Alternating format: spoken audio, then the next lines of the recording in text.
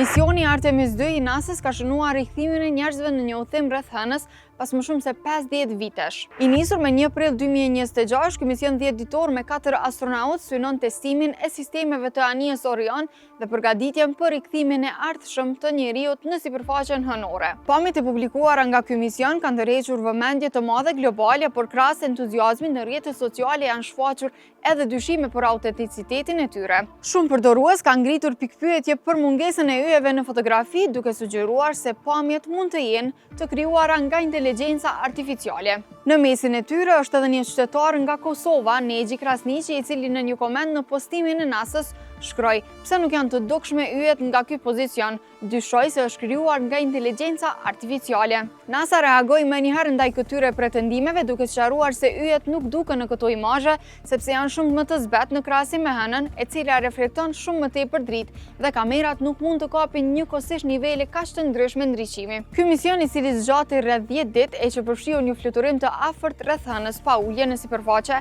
konsiderohet si test kyç për sistemet e ardhshme që do të dërgojnë njerëz sërish në Hënë. Gjatë këtij udhëtimi, astronautët kanë arritur distanca rekord nga toka dhe kanë vëzhguar pjesë të Hënës që nuk janë parë më parë nga njeriu.